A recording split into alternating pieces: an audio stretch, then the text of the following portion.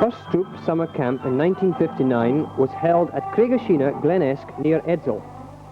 We first see the troop at flag break and fall in on Saturday morning, the second day, where the lads are being given their instructions by SM Stuart Wilson.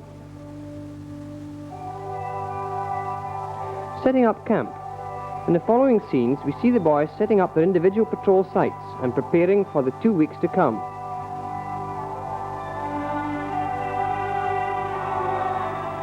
Curlew Patrol.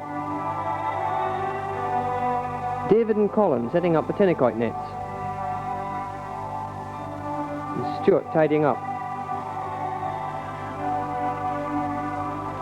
Swift Patrol setting up their kitchen.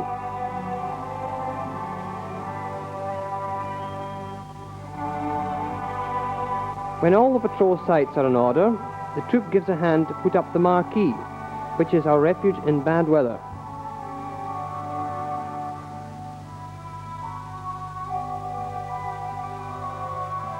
Goodness gracious, even Stuart working. Finally, we see the completed campsite with a view down the River Esk.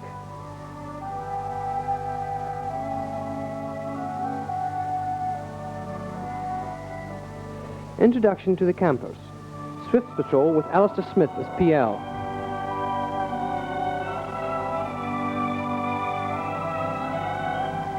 Curlew Patrol, minus the PL Garth Wentworth, who had to leave us after the first week. The entrance to Curlew Patrol area.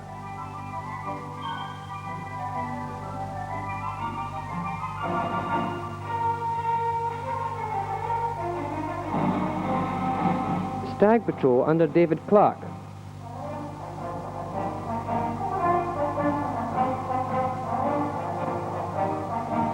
And the entrance to Stag Patrol area.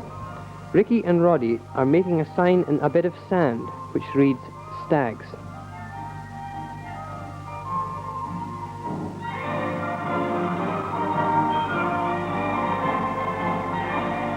Lastly, but by no means least, the Scouters. Nicky, Stuart, Hamish, David, and we had others dropping in from time to time, including some of the Rovers.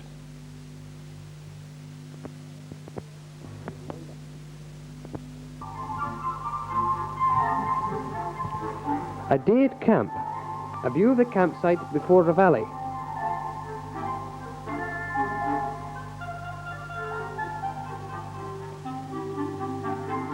Wakey, wakey.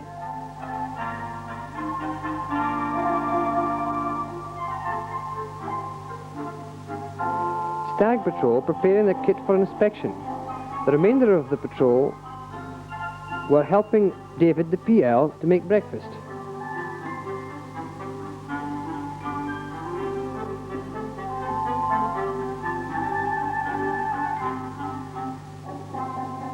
With David Raitt doing nothing.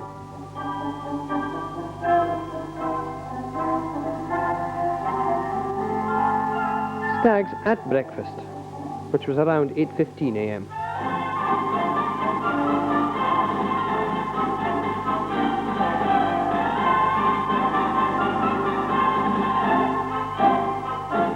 After this, the lads clean up the dishes, etc., and lay them out for the daily inspection by the Scouters.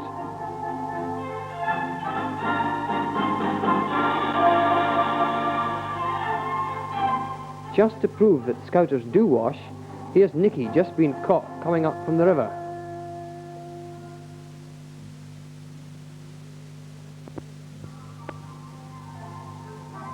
A few last minute touches and the patrol is ready to be inspected by the Scouters.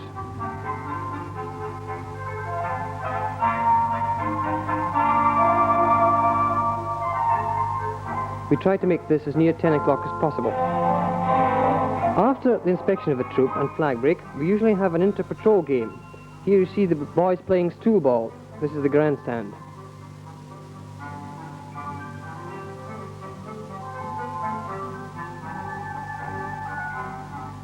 Scout!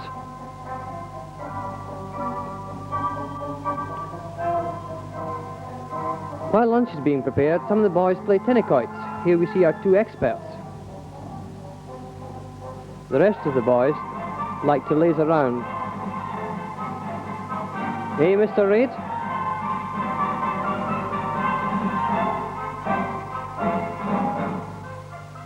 Swifts having lunch.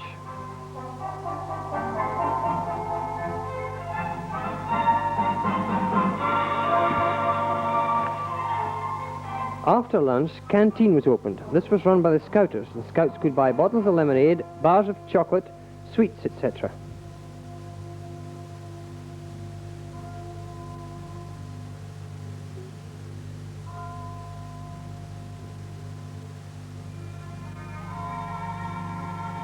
Did I say one bar of chocolate?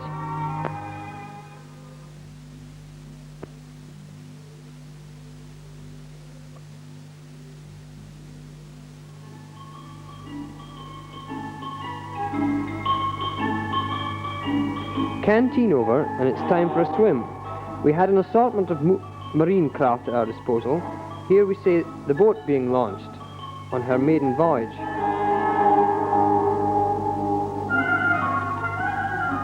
Bobby and Colin, one of the rovers who built the canoe, paddling off downstream.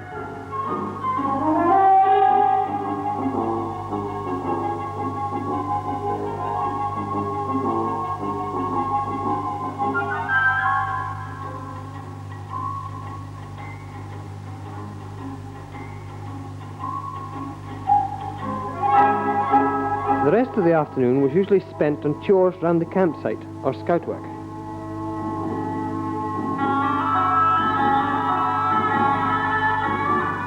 Some of Carlo's patrol making the tea, with Garth supervising.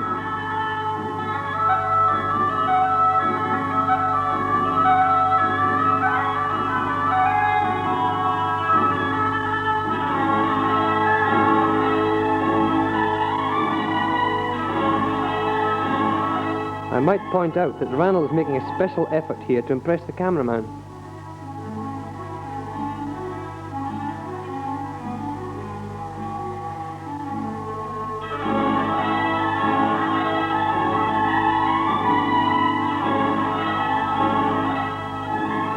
After tea, the washing up, although it seems as if there is more play acting than washing up being done here.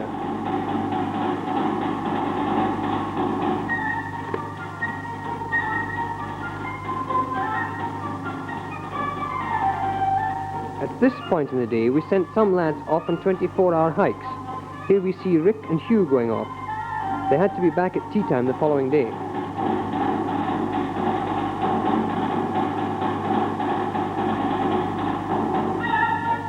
The remainder of the troop, after they had finished all the chores, went off on walks and rambles around the countryside and brought back a few interesting items for the cameraman to photograph.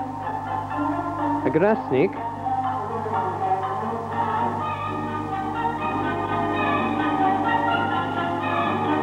and an abandoned peeweet's eggs.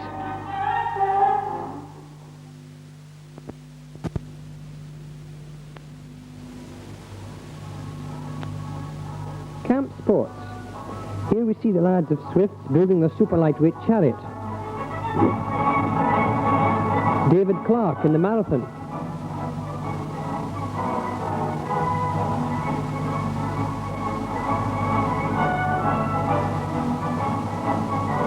Garth and Alistair bringing up the rear.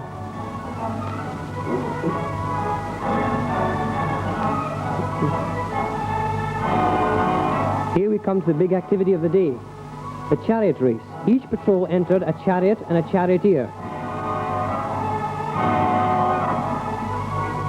Unfortunately, the cameraman ran out of film at this point in the proceedings.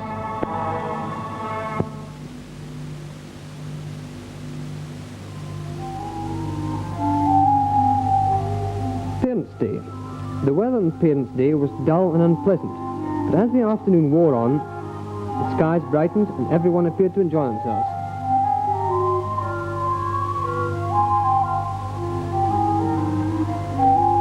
Some parents tried their hand at tennis, but I'm afraid they were no match for the boys who had been practicing for a week or more.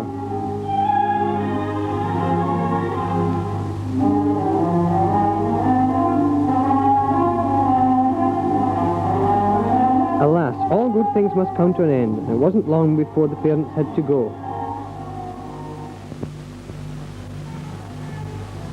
other camp activities, and I hope they're not all as nefarious as those of our scout master here.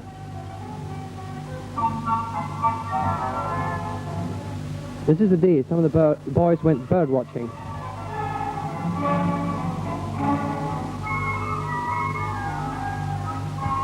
On another day, one of the PLs didn't turn up at Fall Inn in the afternoon, so we sent the troop to fetch him. He complained he was feeling a little fragile.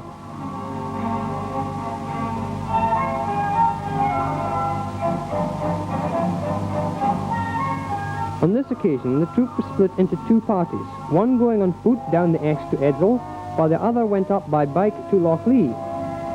The cameraman and scoutmaster went with the former party and had a most enjoyable hike amongst some of the most beautiful scenery along the banks of the river.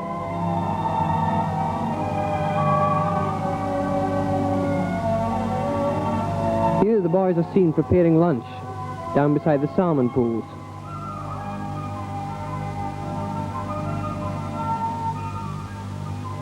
A shot of the boys on the bridge at Ganachie with the Esk running below.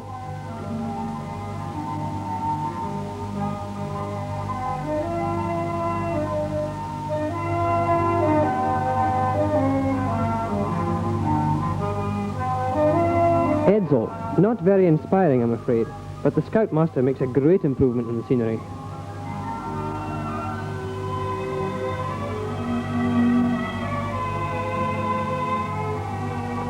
On the way back, the pace was rather hot, and there were some guide-tired lads here as they make their way through the guide camp and across the bridge.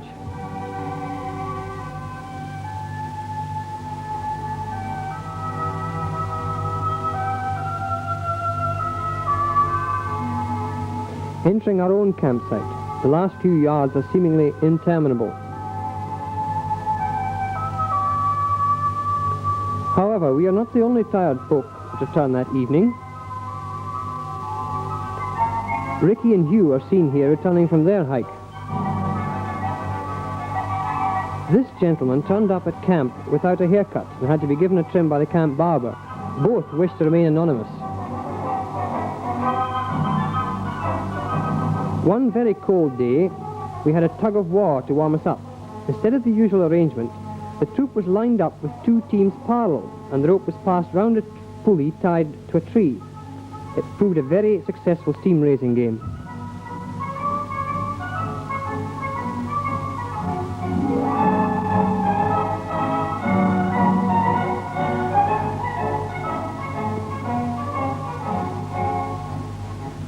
Another shot taken on this cold day. The boys played tennis in their sleeping bags. I don't know if their parents would approve.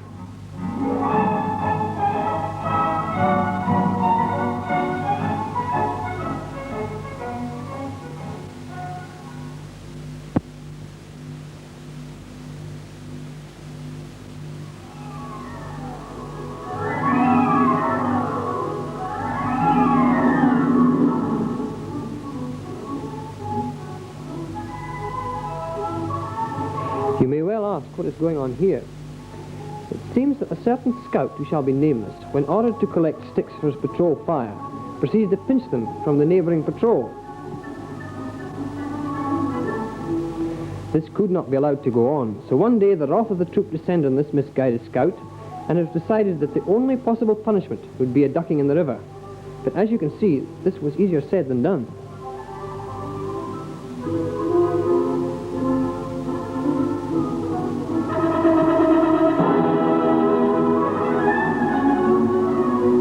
However, this scout is a very determined young man, and having got wet, he decided to have a bit of his own back.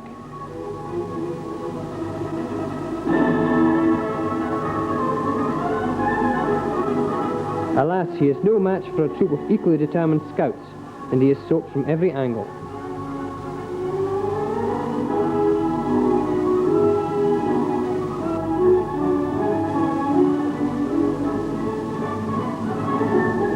And having made a last stand, he decides that retreat is inevitable, and the fight ends with the scout beating an undignified and inglorious retreat across the river, pursued by half the troop.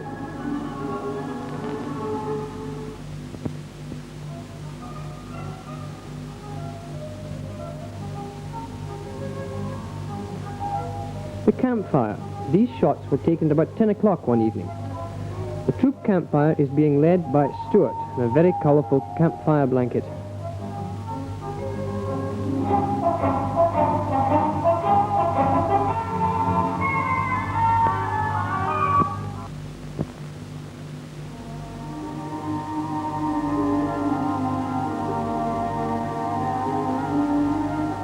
All too soon it was over, and the involved process of striking camp can be seen. Weather had been fine and conditions good, although the last night had been very wet. The spirit which the camp stimulated was excellent. The boys learned to live together in harmony and to make this one of the highlights of the troop year. There is no doubt that this is the life for growing lads, a life which allows them to accept one another, to live together for the common good, to learn what good fellowship is, and the best that scouting has to offer. Having worked hard, they are tired, but the film itself shows how happy they have been. You have seen a record of their achievement and must believe, as I do, that the venture was worthwhile. What you have seen is past, but we ever look forward to carrying on this work of teaching scouts to live in everyday life as well as in camp, up to the ideals laid down by that prince of scouters, the founder of the movement, Robert Baden-Powell.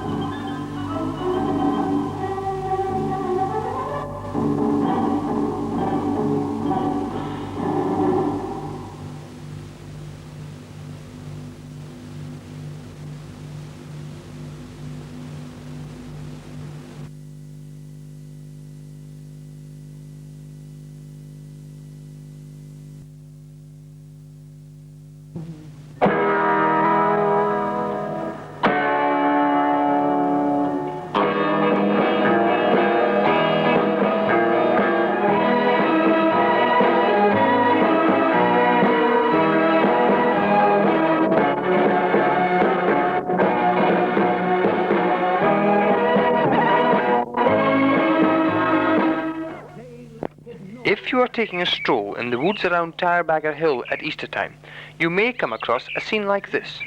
It is the first Aberdeen troop at Easter camp. Let's spend a day with them. Reveille, 7 o'clock. Colin wakes the troop, and as soon as possible, wood brought in the night before is chopped up and the breakfast fire is kindled.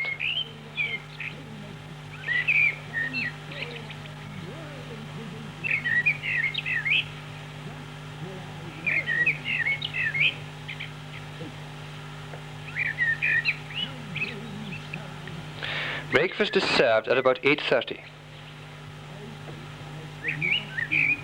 George yells, "Come and get it," when the meal is ready, and as you can see, there's always a big rush for this call. After breakfast comes the big clean-up. Bunks have to be tidy, sleeping bags aired, shoes brushed, and the bunkhouse gets a thorough sweep out.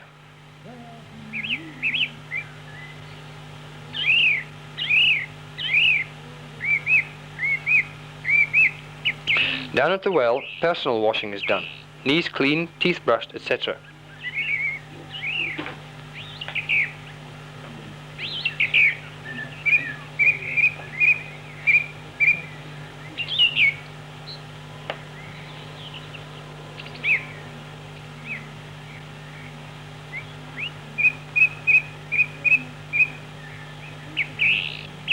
Daily inspection is at 10 o'clock.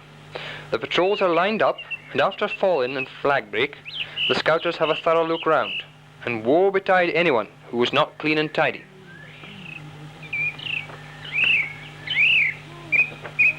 Following inspection, we see work in progress improving the campsite. A fence was erected round the entrance, and much digging was done round the cookhouse.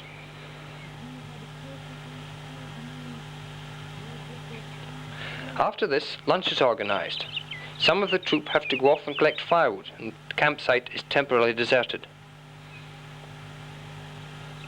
Without delay, lunch is served, and after a rest hour, patrol work is organised. The scouts here are trying their firelighting and cooking test on the hillside opposite the campsite.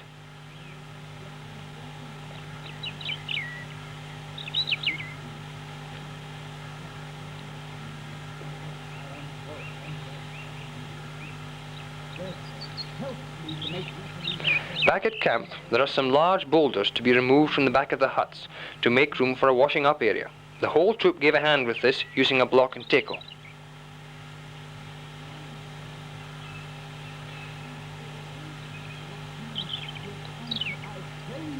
The evening meal is started after this, as it requires a lot of preparation.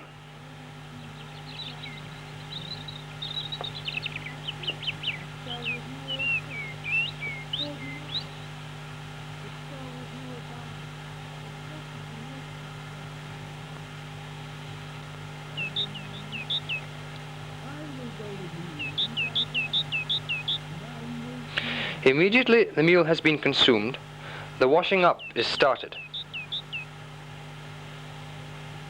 An old wash boiler is kept in the boil for washing up water, and the lads set to with a will, for they know that the sooner they get the dishes away, the sooner they get time off and a game of skittleball.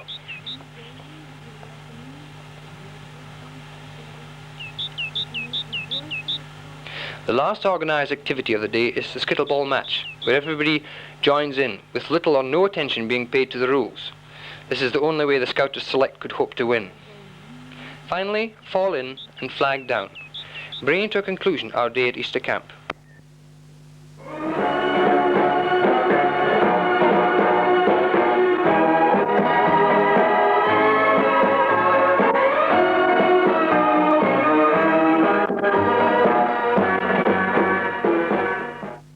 Summer camp was held 1.5 miles out of the town of Dufton at Clunymore Hogg.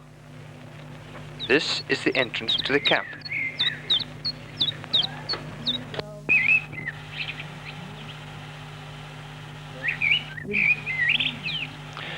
Let us go in and look around.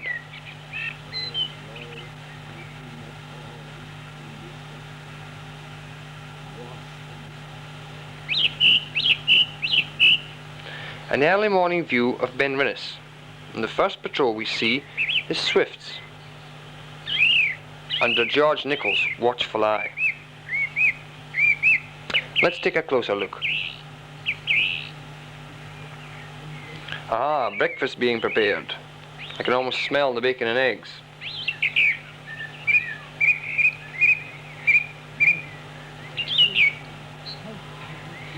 Meanwhile, one of the Scouters is caught napping or something.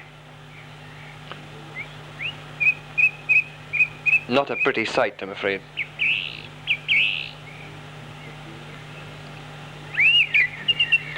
Eagle Patrol, also early on this fine morning.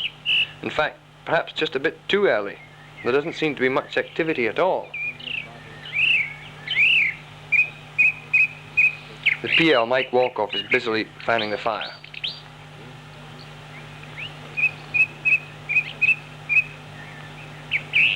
Stag Patrol was situated at the far end of the campsite, on the higher ground. Alistair Smith, the PL, is getting the breakfast ready.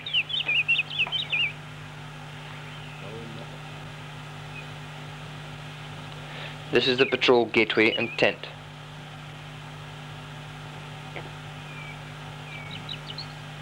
Inspection time. George brings Swift smartly to alert, and Stuart Wilson, the previous scoutmaster, takes the salute. Stuart still had a keen interest in the troop and stayed a few days at summer camp.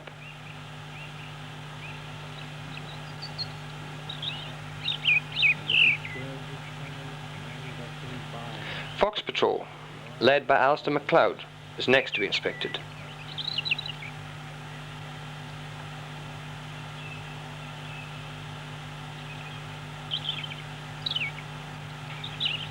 This is their entrance and gateway.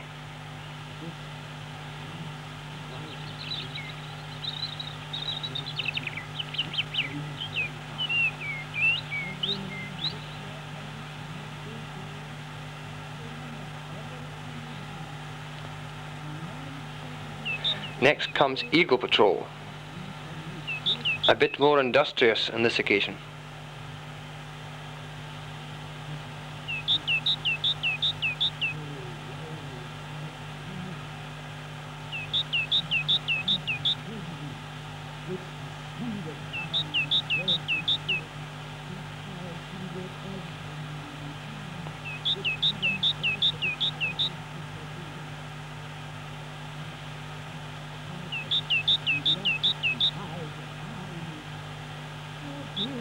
The last patrol to be inspected is Stag Patrol.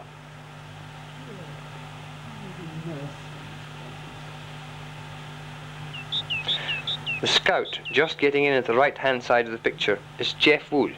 He's the troop photographer. He was responsible for many of the excellent snaps which are now in the troop album. No, this is not the bridge over the River Kwai, but a footbridge erected across the river by Stag Patrol. Mike Barrow, the troop heavyweight, testing it. He seems to be giving it an approving nod.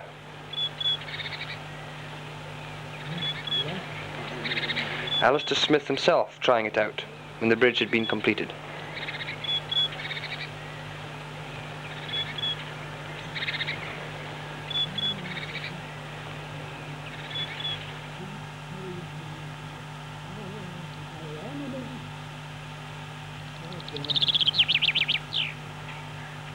Further down the river, an aerial ropeway was erected by the Fox Patrol. Mike Walkoff of Eagles is seen trying it out. This spanned the river a length of 90 feet over a 30-feet drop.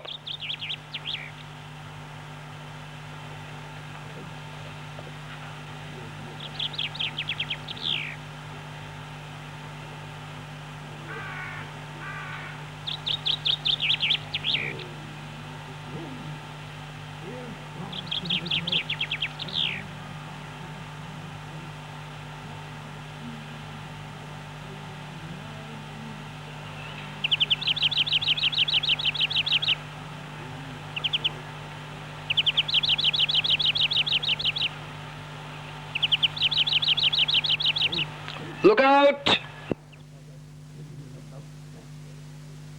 Further downstream still, a derrick crane was built by Eagle Patrol for lifting the canoe into the river.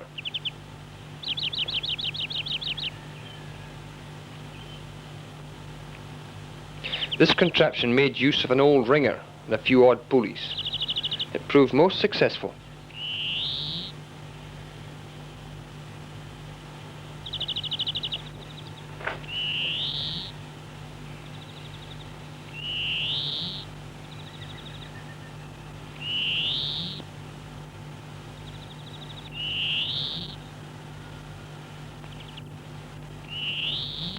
Here Colin takes the canoe rapid shooting. This craft did very well in the shallow river.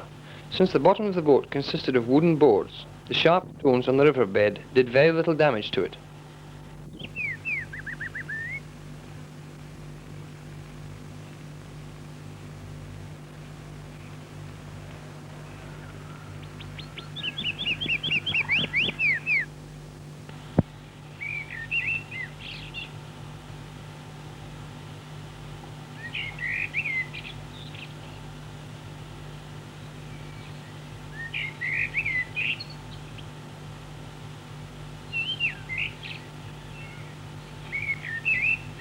On this particular occasion, the troop visited Balvenie Castle.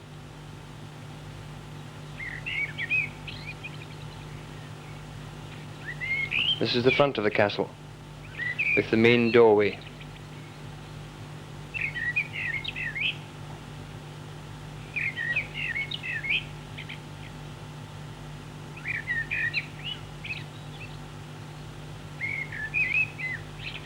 The caretaker, one of the original 20 men who restored the castle to the National Trust, showed the troop round free of charge.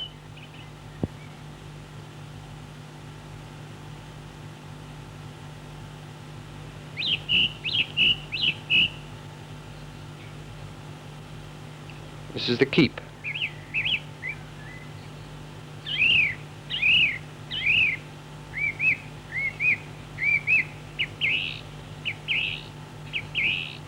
Looking down from the keep into the courtyard, with the well in the right-hand corner.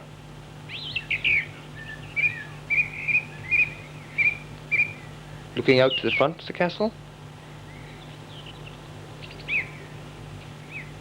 and a view of one of the old baronial dining halls.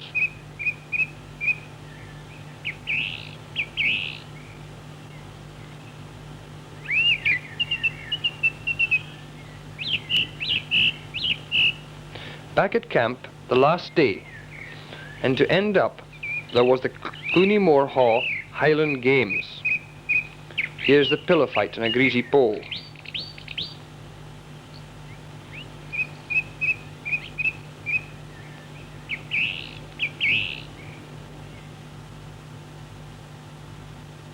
The dog seems to have enjoyed this as much as anyone.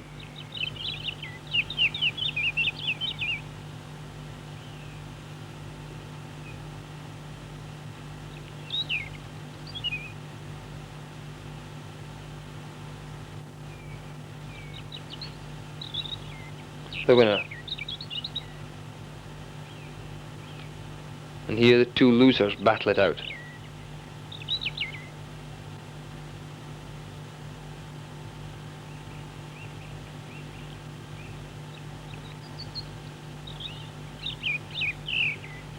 The Mammoth Paper Dart Flinging Competition. Bring your own paper darts.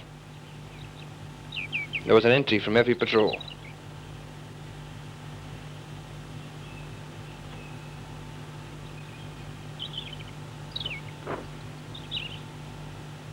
This is the water duel. The contestants stand back to back, each with a full bucket of water in their hand. On the umpire's command, they walk forward 2 paces, turn, and the person who gets wettest is the loser.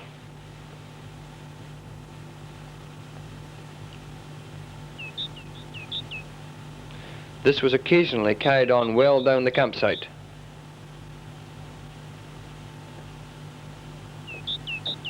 Lastly, the chariot race.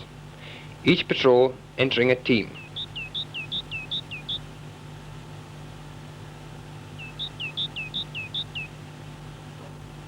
Stags were the winners on this occasion.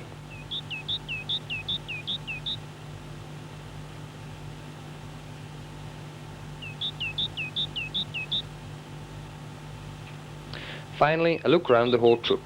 From left to right, stags, eagles, foxes, and last but by no means least, swift patrol. And so ended our summer camp.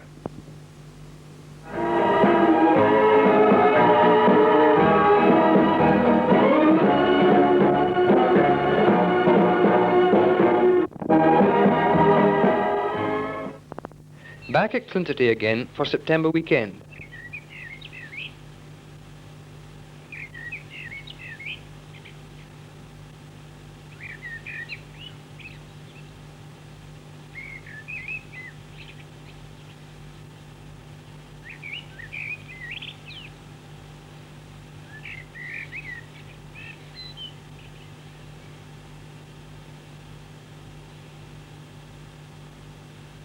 Some of the activities that weekend. There had been a car accident here, somebody trapped underneath, and this patrol had to rescue him.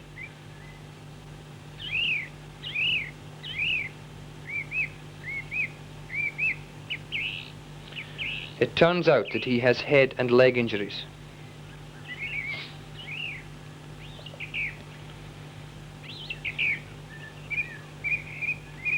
Another rescue party wanted, "Help, help! Somebody is drowning in the quarry. I can't swim. Please come and get him out." However, help was at hand.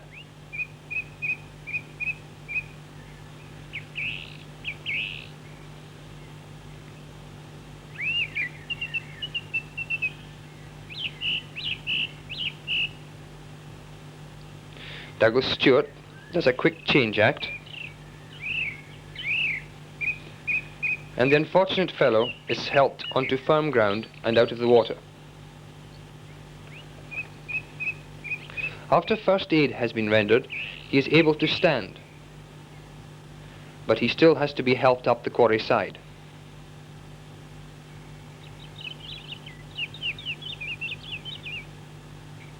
However, a strong pull on the rope, and with 2 able bodies supporting him, the rescue is accomplished.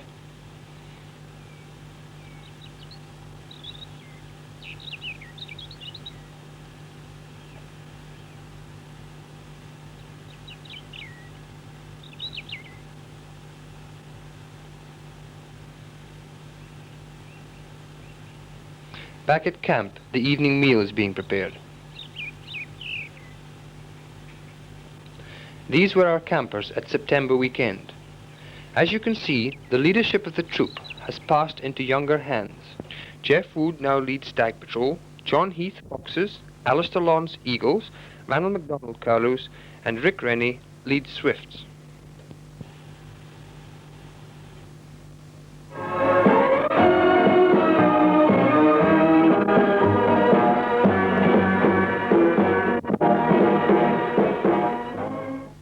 This is the last camp to be held in 1960, October mid-term, when the weather was anything but good.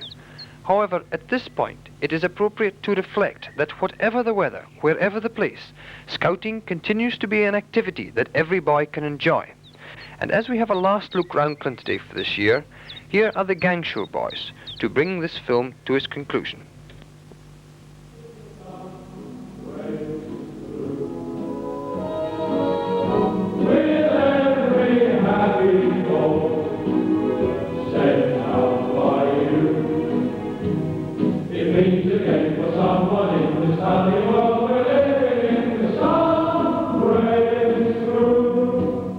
If your heart be ever beating the rhythm of a welcoming hello, everyone will smile at you, and what do you think will happen? Well, when troubles come along, as troubles do, you'll find in the middle of the darkest hour you've ever seen the sun rays through.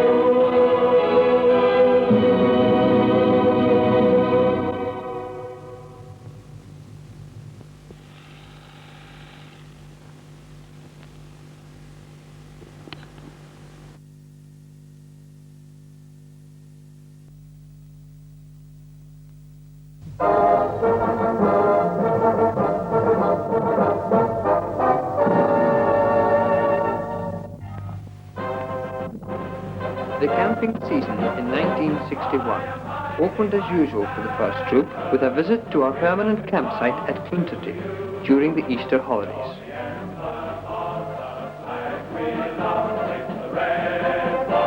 Here is a quick look at some of the camp activities.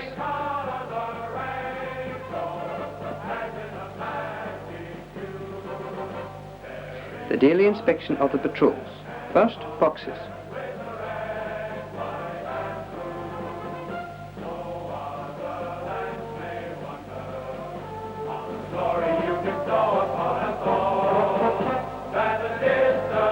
Eagles.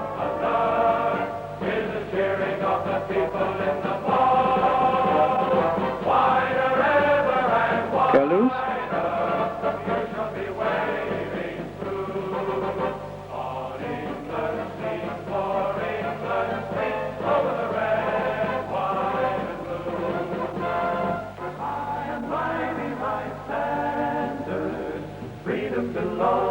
Swifts. You're the emblem of the flag we love. It's the red, white, And stags. every color the rainbow has in a man. Lunch being prepared, and those not employed on the cooking are given a few odd jobs to do round the campsite. With the red, white, and blue. These lads are preparing ground for a small plantation of trees on the perimeter of our property. Bluebird, bluebird, keep looking for a blue. A lesson in axemanship from the camp commandant, Bob Faulkner. Though he's ever so far away. Some of the younger members taking their firelighting and cooking test. Days I bet a time you'll see. The older boys clearing ground at the rear of the bunkhouse to make room for a washing up area. Sand was later brought from the quarry to keep the area well drained. Calling to the bluebird when he hears you by and by. At least one day of Easter camp is spent on a hike or ramble round the local area to familiarise the boys with the countryside and to allow the patrols to work together on their own.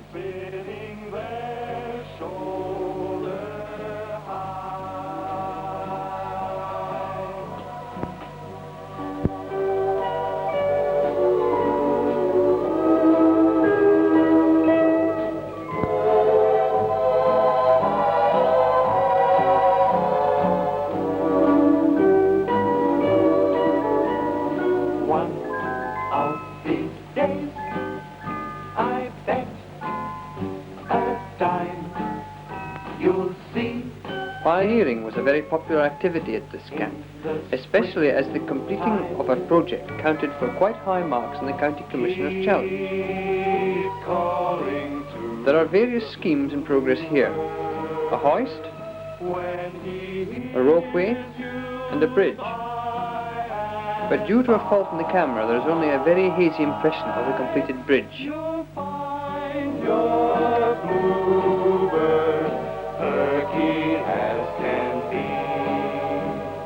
Sitting there shoulder high,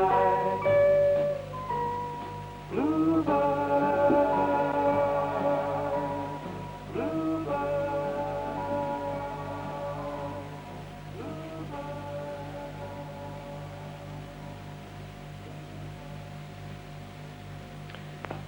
The gateway being erected here is to serve as a feature at the entrance to the campsite. But I get worn out and torn if I fall all the day with a corn on my toes. Yet somehow, dearly, I get cheery.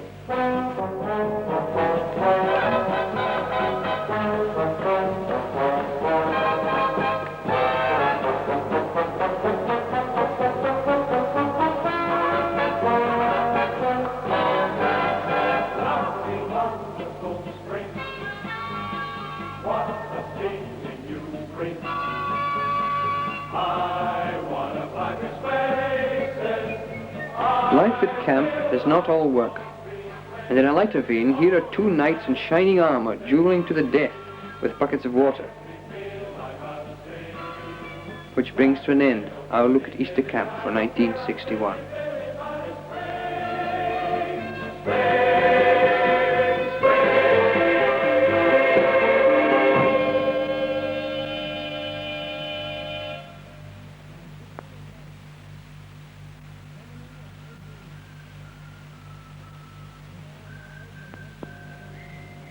Summer camp this year was held at Tromie Bridge near Kingussie. The troop had visited the site twice before. Good sites for scout camps are few and far between. They require to be fairly near a town for supplies. A river for swimming is essential, and so is the supply of good firewood. This campsite had all these qualities, and many more, but perhaps the most important of all was the fact that the patrols could be well spread out along the bank of the river and still be well sheltered.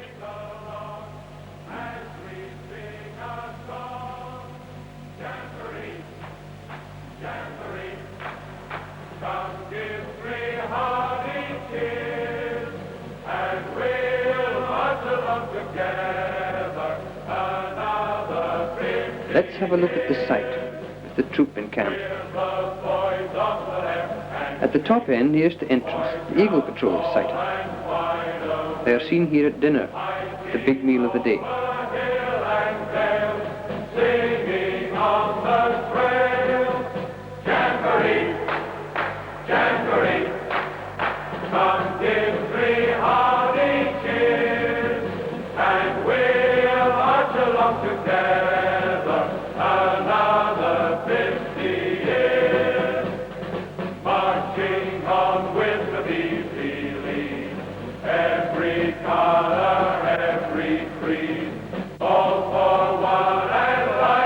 Further down the camp, the stags are busily preparing their meal.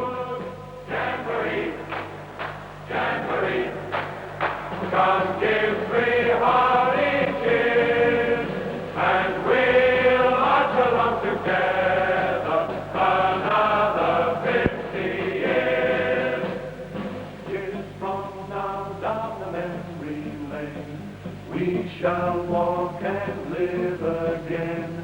these great days with you and me at the Jamboree. Jamboree, Jamboree, come give 3 hearty cheers, and we'll march along together another 50 years. Next to them, the Swift Patrol. That's strange. There doesn't seem to be anybody about here.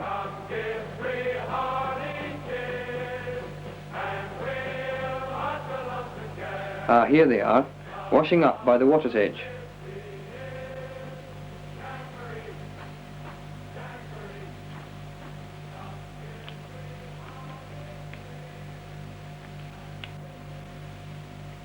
The place next to Swift's is occupied by the Curlew Patrol, who are clearing up after their meal. Doing nothing at all. Plenty of time to look at the sun. Lastly, the Fox Patrol, at the far end of the campsite. They too are tidying up after their evening meal. Never a worry or sigh. The day is yours to laze about. Time to dream when the stars come out. It's a beautiful thing to go nowhere, watching the clouds roll by. I was listening to what you were saying. You know, you got something there. It's a beautiful thing they're going on, doing nothing at all. Here is a view of the whole layout.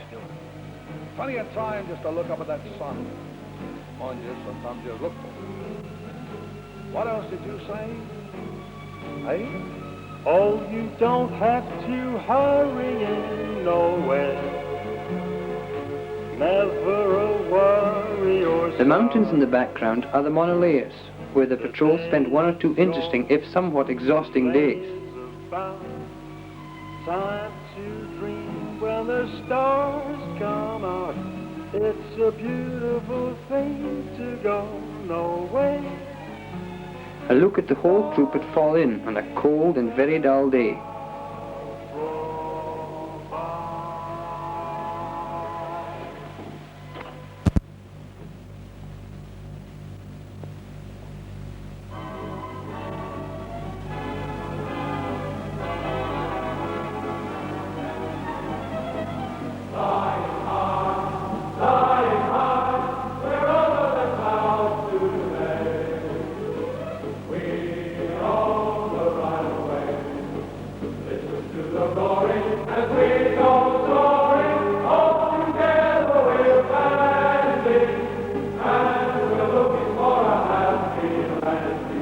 It is very difficult to vary the pioneering stunts from year to year, but there is excellent experience gained out of erecting the aerial runway.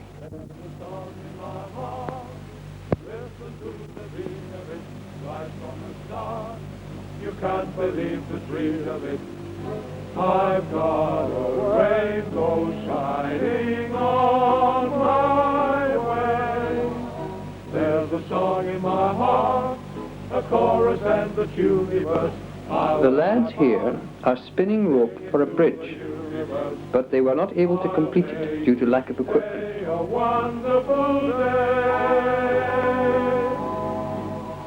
for the love and the joy of living, for everything that's underneath the sun, for the stars and the April showers. Something different now, a catapult, powered by rubber bands cut from a motor car inner tube.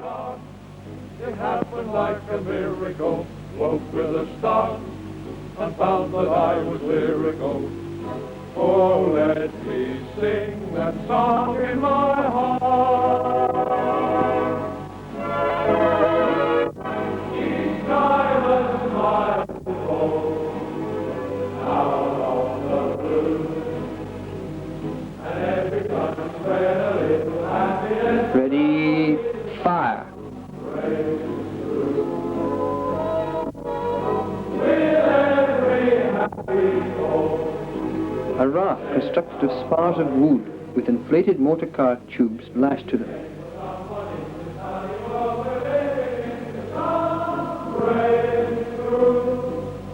If your heart be ever beating the rhythm of a welcoming hello, everyone will smile at you, and what do you think will happen? Well,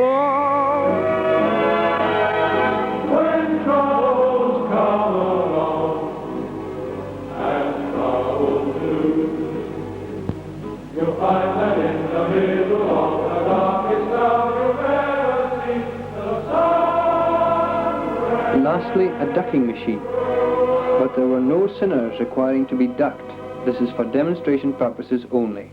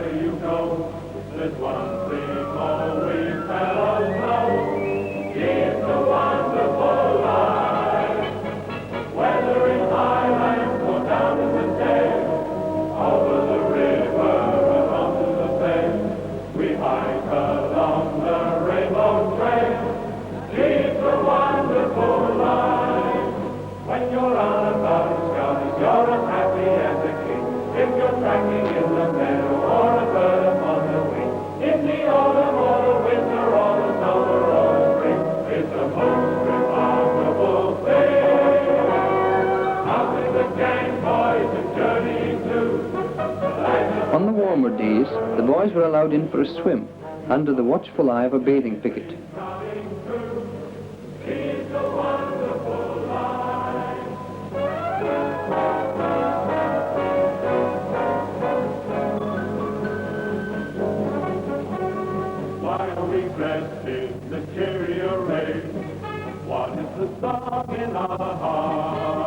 If there was free time after this, they either rested or had the game of the ever-popular tennis cards. We know the signpost that points the road, making the best of each day. Ours is the pathway for all to share, ours the broad highway. Out in the rain, boys, or out in To keep the menu as interesting as possible, we had a competition between the patrols to see who could serve the best hors d'oeuvre.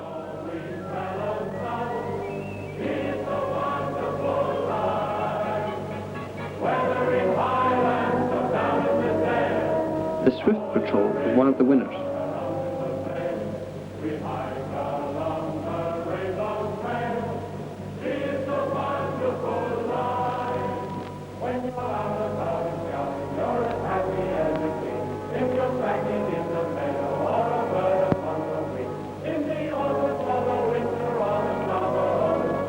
As usual, the last day is upon us almost before we are ready. But we were very fortunate this year in getting a beautiful day for clearing up.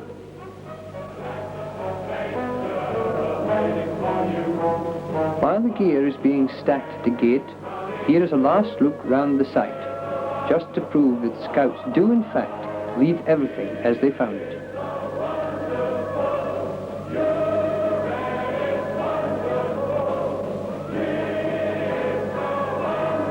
Finally, a look at the entrance to the site, where the troop are waiting for the lorry.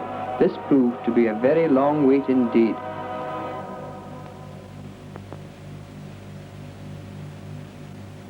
The last official camp of the season for the first troop was held in September holidays at Clinterty.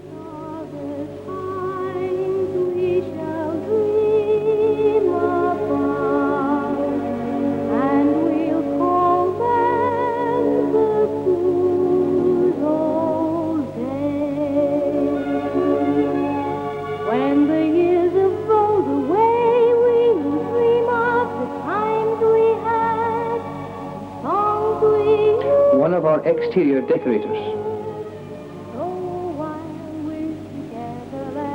The moral of this story is, thou shalt not abscond with the gear of a scouter and get away with it. Aha, the gong for lunch.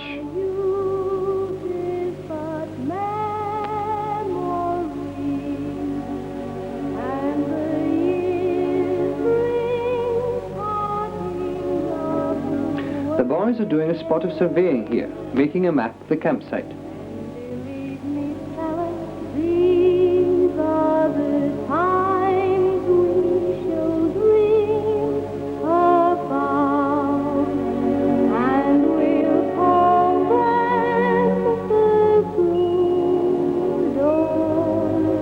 Tea time.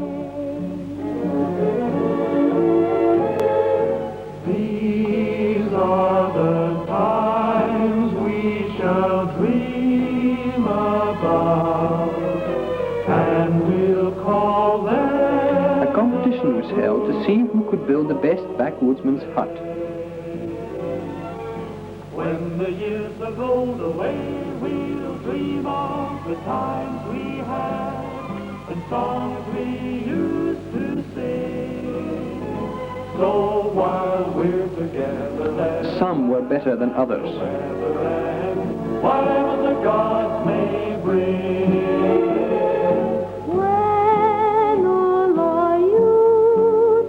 In the evening, a game of skittleball. And as the night draws in and this film comes to its conclusion, it is very satisfying to recall just how successful the 1961 camping season had been for the first troop. At this time, we can do no better than to express the hope that we will continue to have this good fortune in the years to come. And we'll call them the good old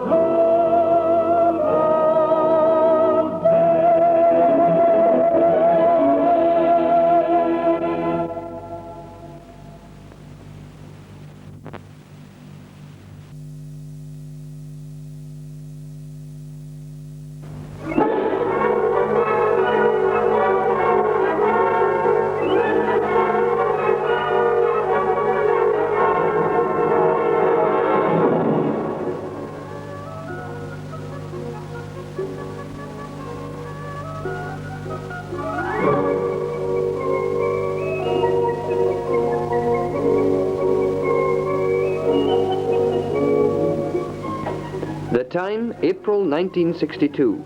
The place, Clincerty, Aberdeenshire. The occasion, the opening camp of the season for the first troop. These sequences show the troop at play and at work during the week's camp.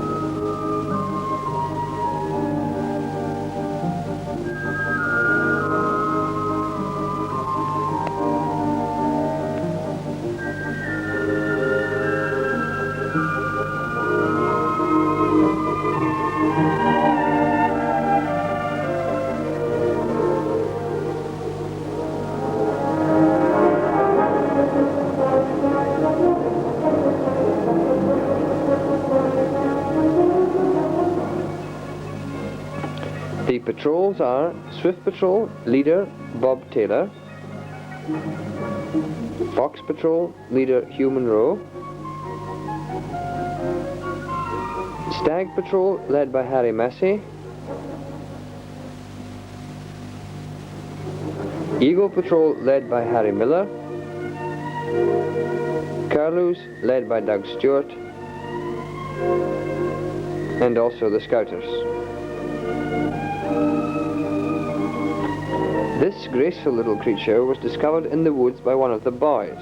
It was caught round the neck by a snare, but we soon freed it. Some pioneering. the Flintstone Fairground under construction. Unfortunately, one of the reels of film was damaged during processing, so the other items in the fairground will not appear until later on in the year.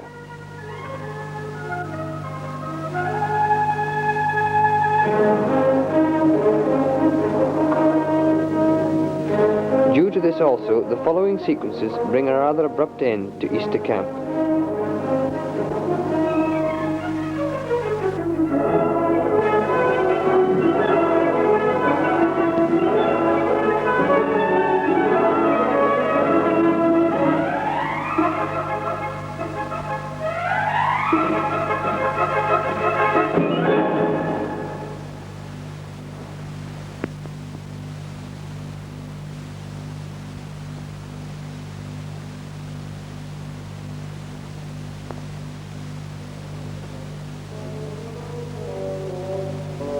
The North of Scotland Rover Moot was held at Drum Castle, where the first Rover crew took part in a weekend of outdoor activities. These pictures were taken towards dusk on the first evening.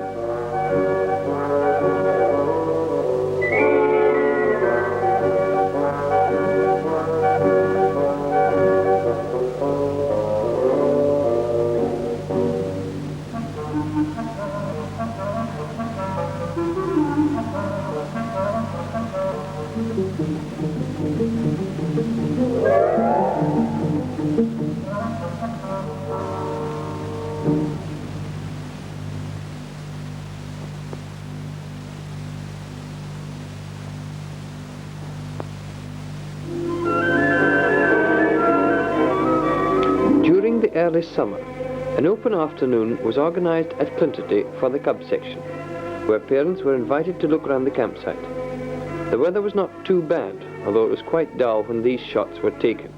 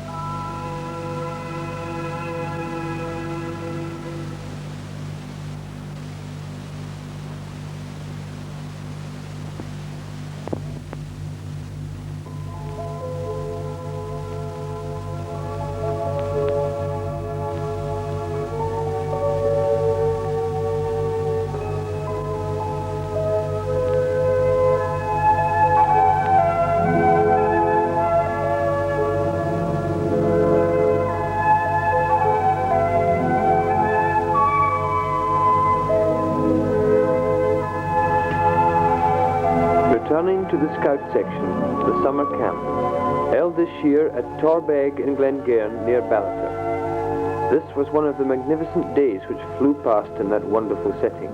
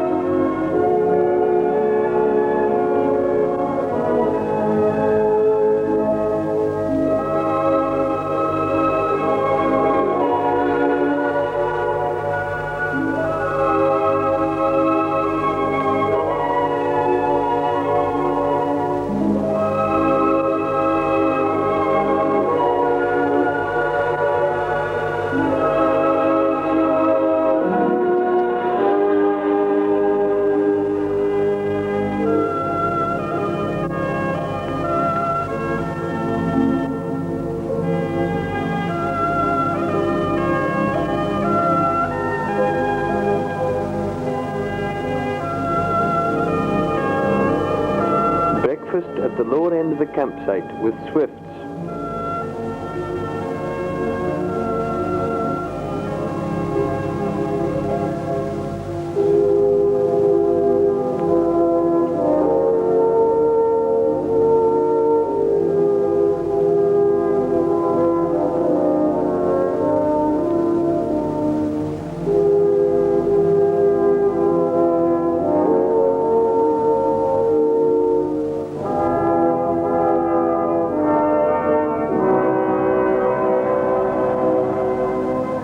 Their neighbours on the campsite, the Eagle Patrol, clearing up after their meal.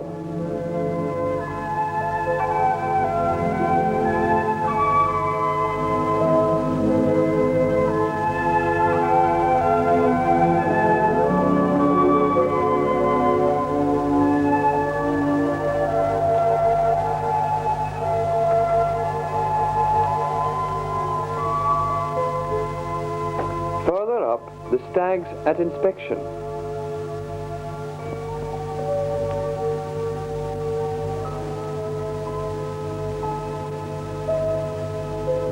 Foxes.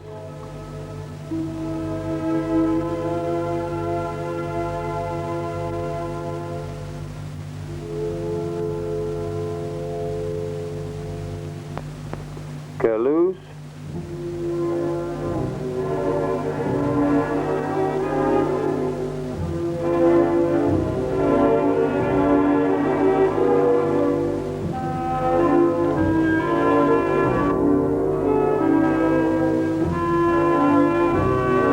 Falcon Patrol, Swift,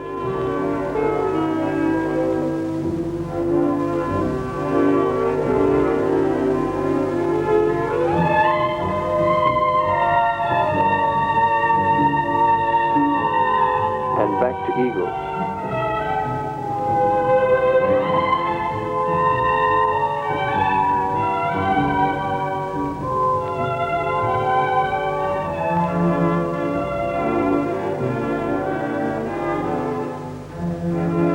The troop had fallen.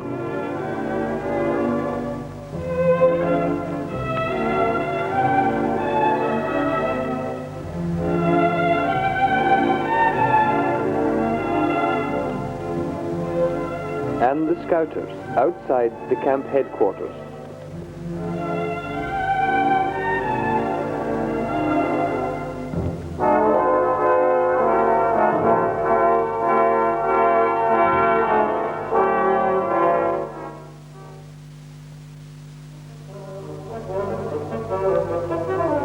Pioneering, an opportunity to apply some of the skills learnt during the winter.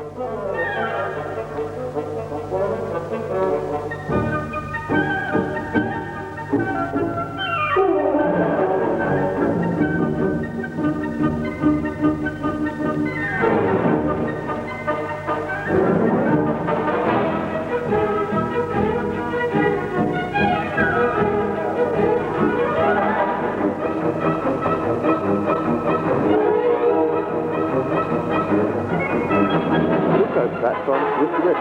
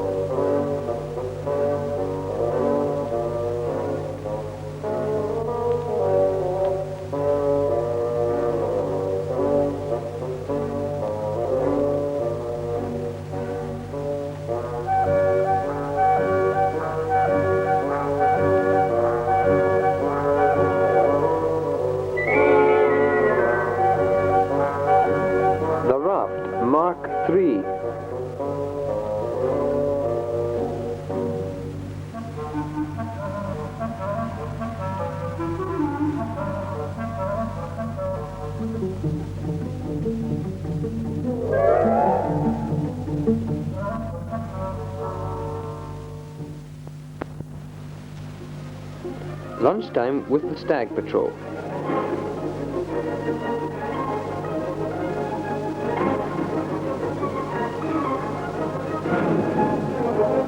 They don't always have ice cream at camp.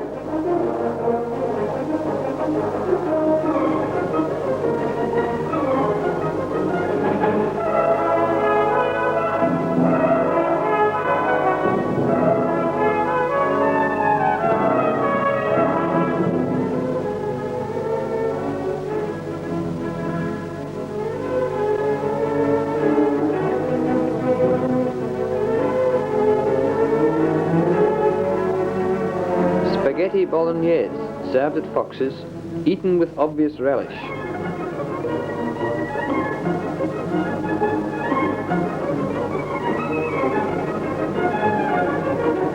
And the clearing up after the meal.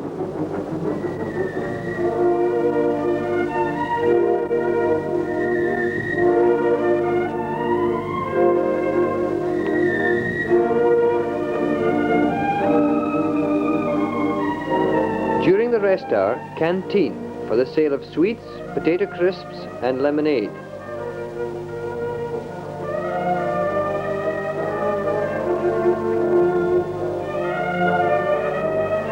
After rest hour, a duke in the river to cool down.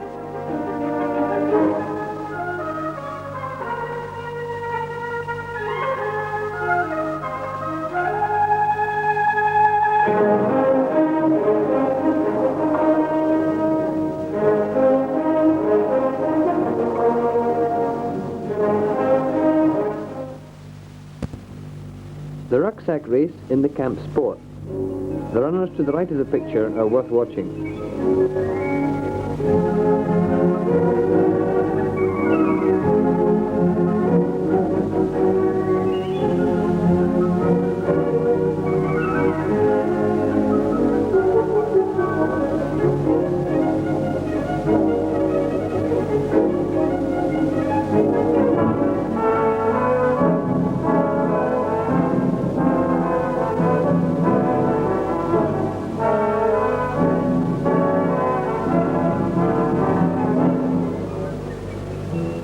Human pyramids. They had to stand long enough to render a verse of a well-known song.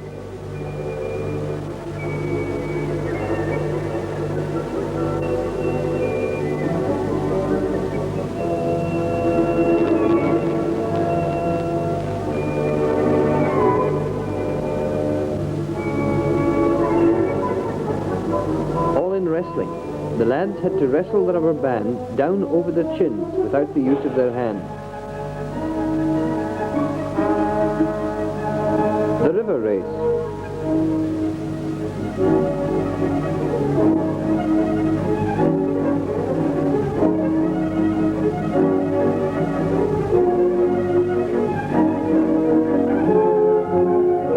Part of the rover section visited us for the middle weekend of the camp.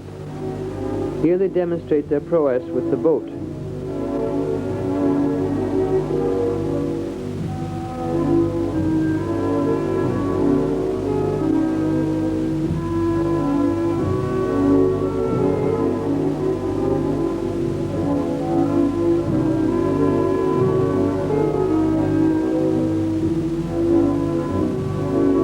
Our tame muscle man.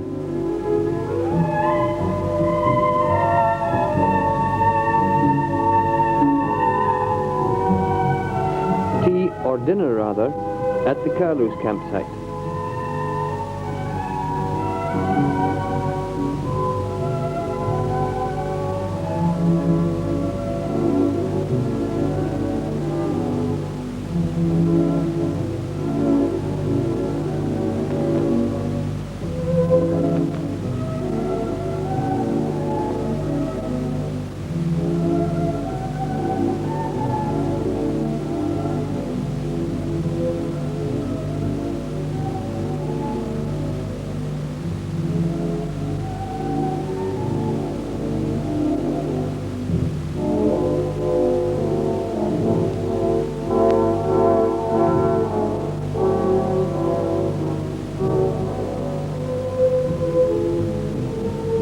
A special dessert of their own making.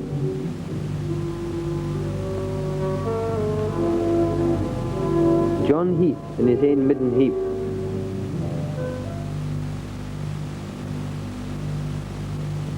The Falcon Patrol of senior scouts clearing up. There were only 4 of them, so they had to work twice as fast as the rest of the troop.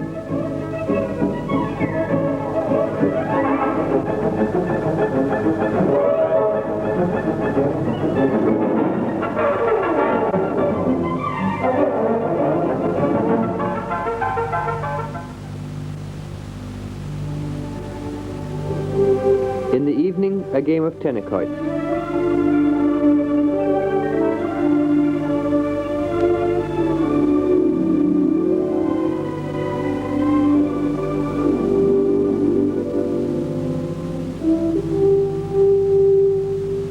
A panorama of the whole site from the top of the hill.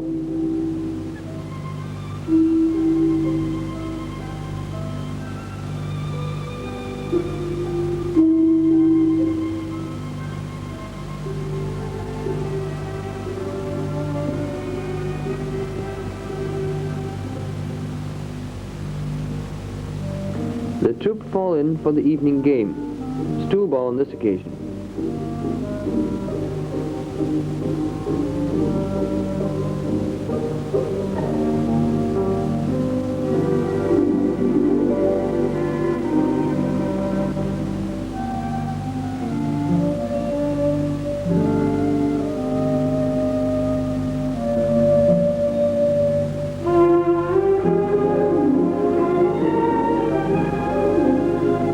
Another panorama of the campsite, from the rover tent down the glen.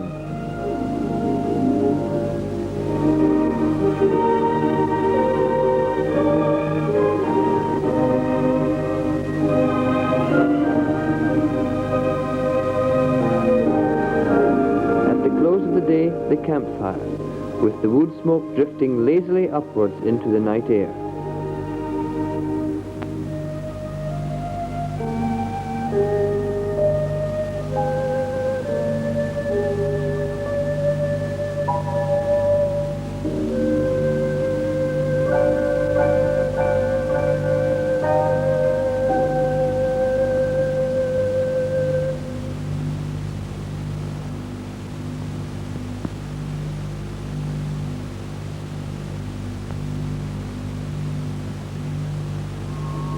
Returning to Clinterday for the Cub Camp, held there during August. Unfortunately, the weather was again poor when this film was taken.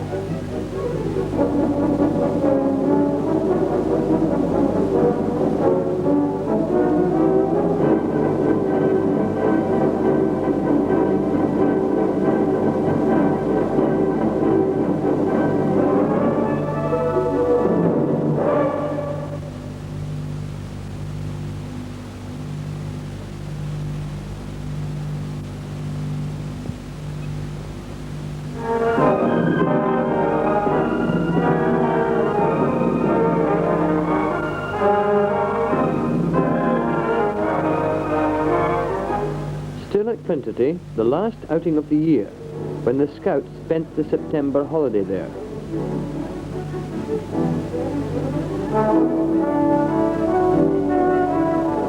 A final look round for this year, as the Scouts demonstrate the parts of the Flintstone Fairgrounds left out at Easter time.